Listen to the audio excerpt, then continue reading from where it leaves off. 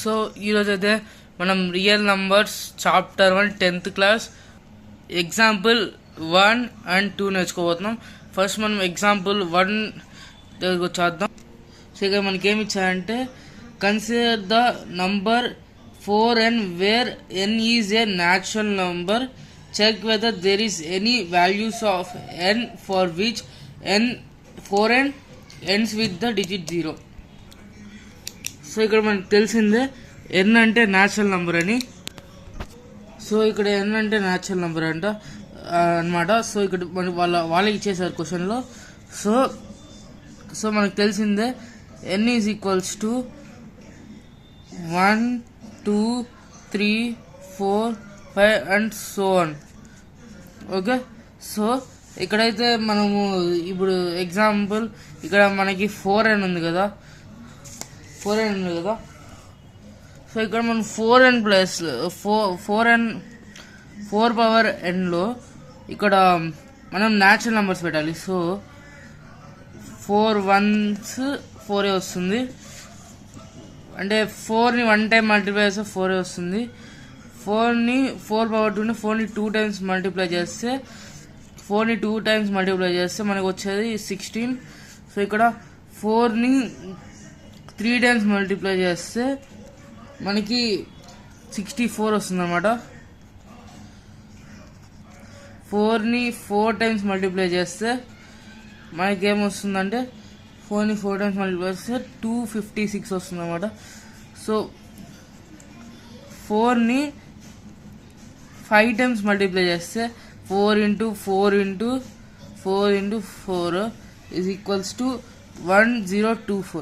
So వాళ్ళు ఏం చెప్పారంటే ఇక్కడ మనకి అంటే ఇక్కడ సోన్ వస్తుంది కదా. సో ఇక్కడ మనకి లాస్ట్ డిజిట్ అనేది 0 రావాలన్నారు. ఇక్కడ లాస్ట్ డిజిట్ ఉంది కదా, ఇది 0 రావాలన్నారు. సో ఇక్కడ 0 రావాలంటే అది 5 2తో మల్టిప్లై కావాలి. ఇది మనకి ఫండమెంటల్ థియరీ ఆఫ్ అర్థమెటిక్లో వచ్చింది, అది డిస్కస్ చేసి. సో ఎవరైతే లాస్ట్ వీడియో చూడలేదు ఇంట్రడక్షన్ వీడియో వాళ్ళు వెళ్ళి ఆ వీడియోని చూసేయండి. సో ఇక్కడ మనం నెక్స్ట్ వచ్చేసి ఇప్పుడు ఎగ్జాంపుల్ తీసుకొని ఇప్పుడు 10 అనమాట. 10 2s are 5 వస్తుంది. So 5 1s are 5. సో ఇక్కడ 2 5తో వస్తుంది. సో 2 5 అయితే కామన్గా ఉండాలి, లాస్ట్ 0 రావాలంటే. సో ఇక్కడ రాసుకునేయండి. Given 4n is equals to 2 × 2 అంటే 4n 2 × 2 రాసుకోవచ్చు. So if any number can end with 0 it must have the factor 2 and 5. So a number అయినా 0తో ఎండ్ అవ్వాలంటే ఫ్యాక్టర్ 2 and 5 కంపల్సరీగా ఉండాలి. So here 5 is not a factor of 4. So 4n cannot ends with 0. So ఇక్కడ 5 factor కాదు దీంట్లో. So 4n cannot end with 0. So ఇక్కడైతే మనకి 4n 0తో ఎండ్ కాదు. So that's all. So let's come to our second example. So మనకి ఇక్కడైతే find 1 second.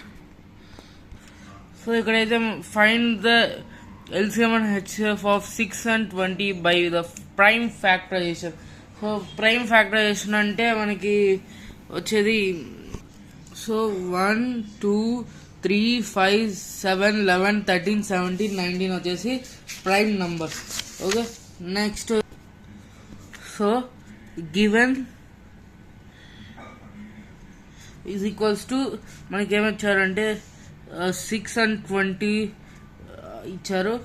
So ఇక్కడ మనం 6 and 20 ప్రైమ్ ఫ్యాక్టరైజేషన్ చేద్దాం. సో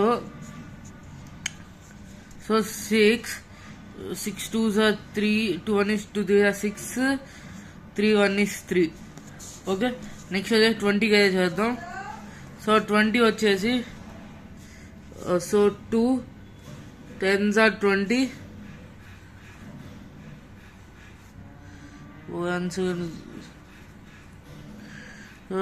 మళ్ళీ 2 5s are, దాని తర్వాత మళ్ళీ 2 మళ్ళీ 5 1s are 5. సో ఇది వచ్చేసి మన ప్రైమ్ ఫ్యాక్టరైజేషన్. సో ఇక్కడ మనం ఏం రాసుకున్నాం, prime factorization of 6 is equals to 2 into 3. So next 20కి వచ్చేద్దాం. 20 వచ్చేసి మనకి 2 into 2 into 5 వచ్చింది. సో ఇక్కడ మనం ఇక్కడ కామన్ ఫ్యాక్టర్స్ అయితే రౌండ్ అప్ చేసుకున్నాం. సో హెచ్సిఎఫ్ అంటే HCF is equals to HCF of 6 and 20 is equals. So HCF అంటే only that number which is common, అంటే ఏదో కామన్గా ఉందో ఆ నంబర్ని హెచ్సిఎఫ్ అంటాం. సో ఇక్కడ కామన్గా ఏముందంటే 2.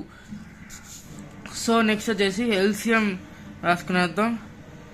LCM of 6 and 20 is equals to, so LCM అంటే 2 ఒక టైం రాసుకొని మిగతావంతా అంటే మిగతా ఏమన్నా మొత్తం రాసుకోవాలి. 2 వచ్చేసి 1 టైం రాసుకోవాలి. సో ఇక్కడ 2 ఉంది, 2 కామన్గా వచ్చింది, కామన్గా వచ్చింది 1 టైం రాసుకొని మిగతా రిమైనింగ్ రాసుకునేయాలి. 3 into 2 into 5.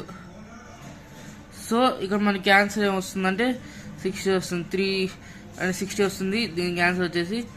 సో అంతే అయిపోయింది. సో నెక్స్ట్ వీడియోలో మనం ఎగ్జాంపుల్ 3, 4, 8 డిస్కస్ చేద్దాం. సో ఈ లెసన్కి ఇంట్రడక్షన్ వీడియో కూడా చేశాను అనమాట, అది నా ఛానల్లో చూసేయండి. సో ఈరోజుకి ఇంతే, బాయ్ బాయ్.